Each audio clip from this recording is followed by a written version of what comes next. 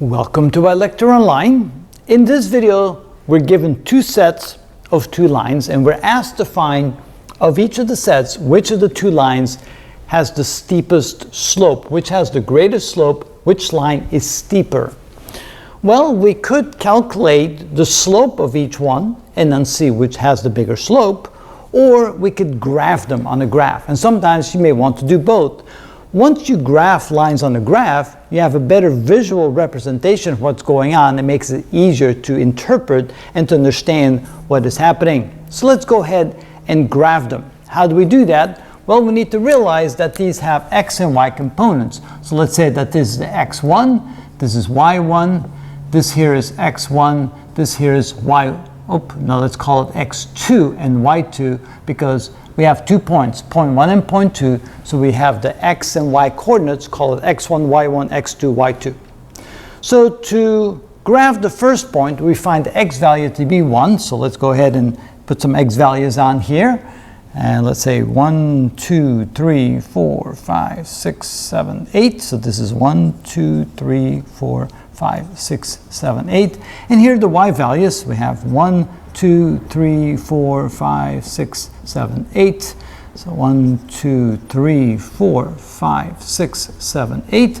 So our first point, 1, 0, the x value is 1, the y value is 0. That's this point right here.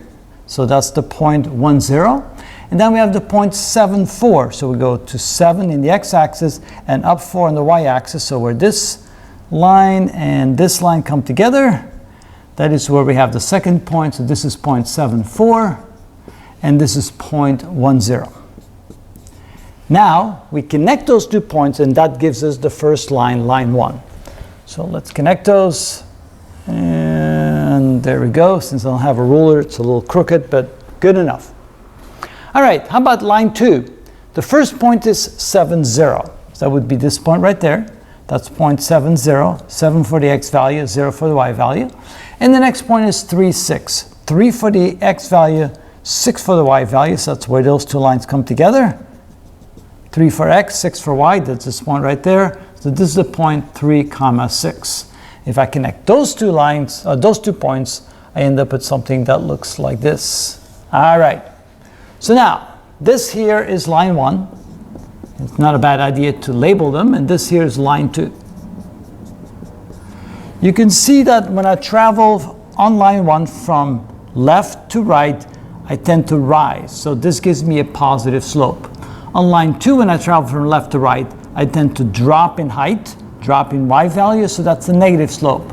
So here we have a positive slope, there we have a negative slope, and so positive slope is bigger than negative slope, so line 1 has the steeper slope. Because it's positive, line 2 is negative. Let's do that over here. We have line 1, 3, and 1, so let's call this x1, y1. And let's call this x2, y2. All right. Again, we'll label our axes. So this is 1, 2, 3, 4, 5, 6, 7, 8. 1, 2, 3, 4, 5, 6. So this goes to 6. This is 8. All right, point negative 3, 1. So I also have to go in the negative direction. Negative 1, negative 2, negative 3. There we go. Negative 3 and positive 1 for y. This is 1. So this is where we have the point negative 3 and 1. Negative 3 in the x direction, plus 1 in the y direction.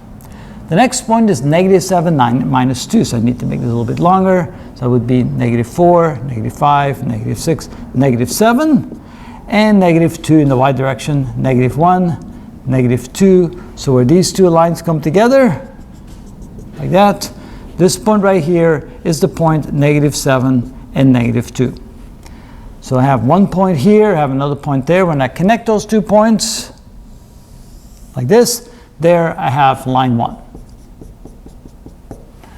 At least it has a positive slope. How about line 2? Well, our next point is 2, negative 1. So we go 1, 2 in the x direction, negative 1 in the y direction. So where this line crosses this line, right there, that's the point 2, negative 1. 2 in the x direction, negative 1 in the y direction. The next point is 8, 4. Well, we have 8 over here, and 1, 2, 3, 4. So where these two lines cross each other, that is the point 8 in the x direction, 4 in the y direction. All right, let's connect those 2 points. And notice the slope is also positive, like this. And they appear to be very close together in slope. They almost look parallel. Now notice where the graphical method, not having a quadrille paper here to work with, it is actually very difficult to see which of the 2 lines is steeper. Maybe they're parallel. So in this case, let's go ahead and try to work out the slope of each one. So m for line 1 is equal to, take -2 for the y direction, y value, -1 for y1. So this is y2 minus y1. Here we have x2, x1, so we end up with -7 minus a -3. So -2 minus 1 is -3. Negative times the negative is positive, so +3 added to -7 is a -4. So you can see that the slope here is 3/4 for line 1. Let's now find the slope for line 2. All right, so here we take y2 minus y1, that's 4 minus a -1.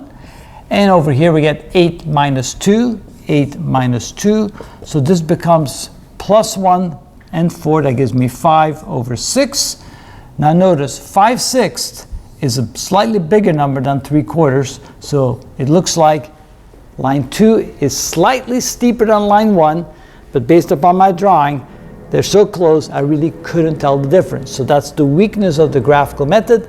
If they're not clearly different from one another, it would be very difficult to see which one it is, but at least this point, line 2 appears to be the steeper of the 2 lines because it has a bigger slope. And that is how it's done.